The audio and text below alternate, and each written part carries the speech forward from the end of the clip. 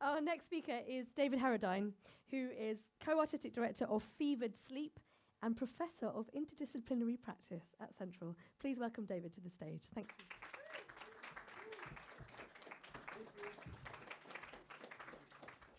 Yeah, I'm David. I'm an artist.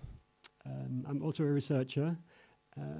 As an artist, my job is to invent creative processes so that I can make artworks, make projects. As a researcher, my job is to ask questions, and for me, I'm interested in asking really deep questions about what feel like difficult subjects that people might want to avoid. As an artist researcher, I don't see any distinction between a creative process and a research process.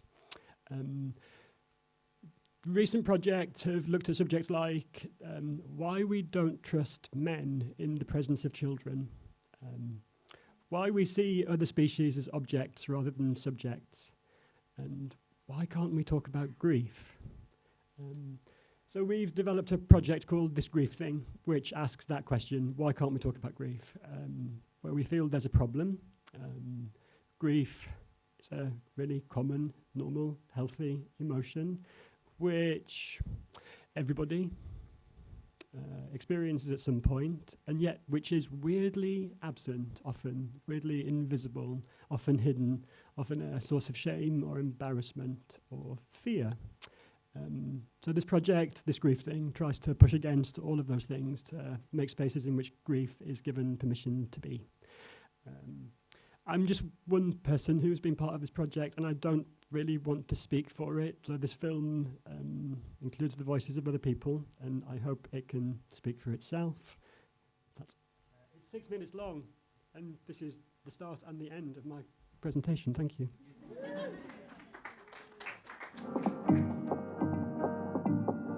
This Grief Thing's a project that invites people to think about and talk about and perhaps learn about grief. It's a series of temporary shops where people can buy these different items. It's conversations that we host where we invite people to come together and talk, and a billboard campaign that tries to make grief really visible in public spaces. So the whole project is simply trying to make grief more visible, to normalise it, and to encourage people to get better at talking about it. In the shop we have lots of items of clothing, hoodies, sweatshirts, t-shirts, postcards and condolence cards as well. Everything that is in the shop has a text on it. And the texts have been taken from all the conversations that we originally had. So when we were doing the research, things that kept coming up, we took those things and we put them on to these items that we're selling. And the idea is that somebody might say, oh, what does that mean? Why are you wearing that? And then that conversation starts. But you don't have to buy something. There's a lot of things in the shop where you can just sit down on the sofa, write out a card, put it up on the wall if you want to. So there's lots of different ways of being in this space. Sam and I came to understand something about grief by going through something together and coming to this realisation that there was a problem around it. And it's a problem that we think is really odd, because grief, everybody is going to experience at some point. For such a powerful thing, most people don't seem to be very well equipped to deal with it. What we're trying to do is to really explicitly say to people, there is nothing to be ashamed of, there's nothing to be embarrassed about, there's nothing to be frightened of. We just need to practice accepting this thing more and more. It's an opportunity for anyone to come into a safe space and talk about how grief has affected their life, how it's shaped it, and what experiences it's given them. There was a moment for me where I was just looking at sweaters. I read the word loss and I just started crying. And for me, that was a moment where I just paused and realised I've suffered a loss that I hadn't acknowledged previously. It helped to unlock something that I didn't even realise was trapped inside of me. One part of the project are things that we call grief gatherings. Small groups of people who come together to talk about grief. And we just say, how easy or difficult is it to talk about grief, and that usually starts people off, and they're able just to kind of talk through the feelings that they've had, the things that they're holding on to, and maybe things that they haven't been able to tell anybody else. And usually other people are able to say, I feel that too, that's happened to me too. And people have felt like it's really useful to be able just to open up. When my brother died over 20 years ago, people didn't know how to handle me at all, because I was happy in one moment and then crying in another. And to have a space where I can go and even 20 years later can say, I'm still grieving for my brother, without somebody going, oh well, you should be over that by now. It's really special. Being able to come together and be open, be vulnerable, be supportive, it was really, really powerful.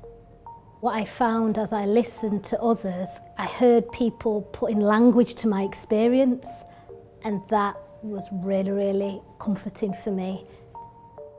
It's very rare indeed for me to find an opportunity just to have someone hear me, truly listen to what I'm saying without trying to fix it or make it go away, just to be heard. The experience of loss is too much to contain within yourself. It's not something that anybody should have to hold on to tightly and sort of persevere through as an individual. Sharing is a complete weight off your shoulders, almost sort of revealing that that is something that you've been through makes you sort of a little bit vulnerable, but I think that helps with connecting with people. If you know somebody who's grieving, but you don't know what to say to them, it's always better just to take a risk and say something.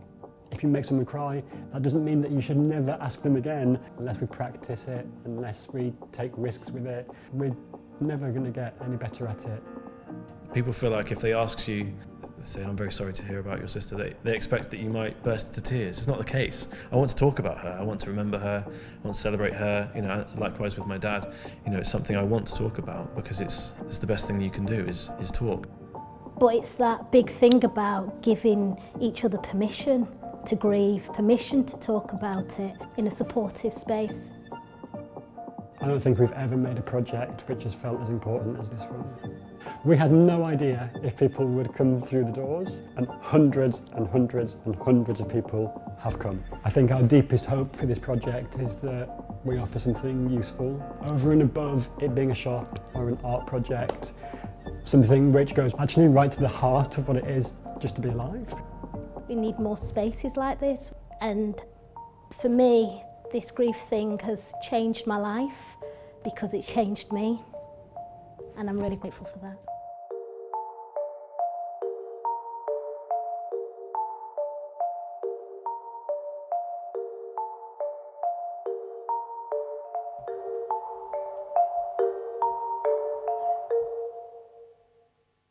I mean, it's a cheats way to make a presentation, but thank you very much for watching.